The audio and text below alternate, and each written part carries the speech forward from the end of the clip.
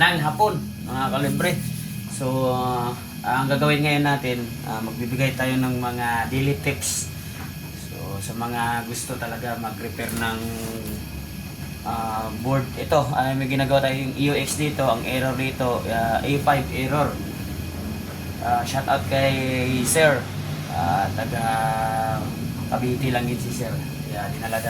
Dinala niya dito A5 error. Nagawa ko na to A5 error, pero marami kasi nagtatanong kung anong problema at anong dahilan ng mga error na A5 error. So ang A5 error,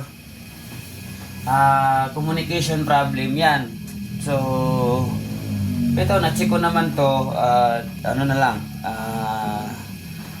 turuan ko na lang kayo kung saan kayo start na at magsisimula sa trouble shooting ng A5 error. Sa A5 error, ang una-una yung i-check ay yung communication wire, yung indoor-outdoor. So ito, halimbawa ito sa indoor, ito papunta sa outdoor. So i-check nyo to kung mayroon bang putol o mayroong mga dugtong, kasi sa dugtungan kakaroon din tayo ng problema niyan sa mga dugtungan. So sa tagal-tagal na install yan, so magkakaroon ng corroded dyan. So number 1 yan sa A5 error ng ano natin, EOX.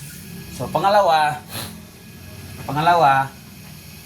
pag okay yung communication natin, so check natin yung outdoor, kung mayroon supply, kung mayroon power, katulad yan,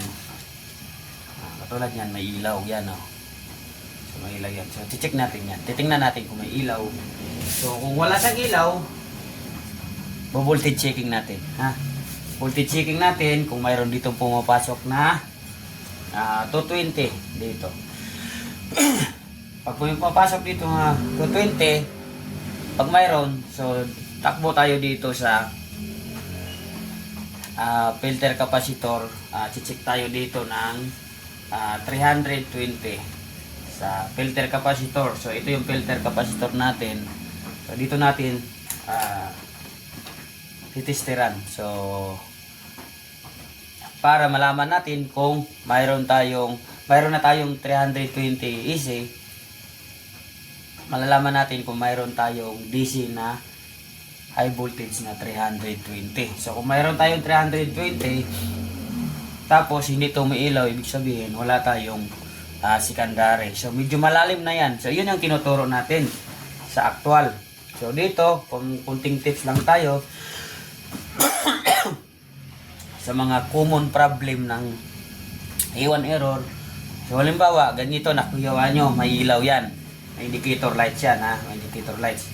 So pag may indicator light, ibig sabihin kompleto ang supply, mayroong 5 volts, mayroong 12 volts, mayroong 15 volts, mayroong 320 volts. Pag E5 uli, E5, sunod natin i-check ito. Ito yung signal. Hanapin nyo itong signal. So ito, binunot ko lang ito . Hanapin nyo dito yung signal. So tanggalin natin yan. Dito na tayo muna magtanggal para mag-E5. Matagal mag-E5. Dito, signal, i-check natin to ang signal. So ito, kasi may nakuha na tayong 220 AC, tapos may nakita na tayong indicator light, tapos E5 error pa rin. So ang susunod yung i-check yung is. So mayroon yan neutral line, saka is yung signal. So dito tayo sa signal ngayon pupunta, basta mayroon siyang indicator lights. Signal. So ang signal, titingnan natin dito ang signal. So yan siya. Signal, may mga parts yan. Mayroon yan resistor, mayroon yan mga diode, tapos optocoupler. So mayroon din dito sa indoor. Kung anong signal dito sa outdoor, ganun din sa indoor. Mayroon yan resistor din, may optocoupler, so may mga diode. So i-check natin isa-isa yan. Kung mayroon tayong idea, pag-check ng SMD resistor, mga diode, mga optocoupler.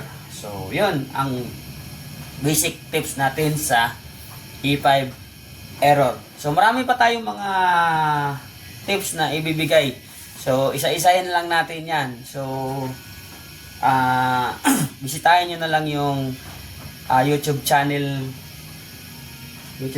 ko para mabigyan ko kayo ng kaunting tips lang sa mga error.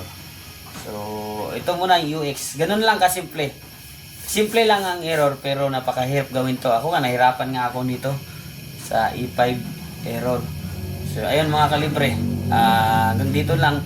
So pag hindi pa kayo nakasubscribe ng YouTube channel natin mga kalibre, pwede pa pindot ng subscribe tapos pa-share or pa-like para lagi ko kayo ma-update at makapagbigay tayo ng kaunting tips kung saan tayo mag-trouble. So ayos.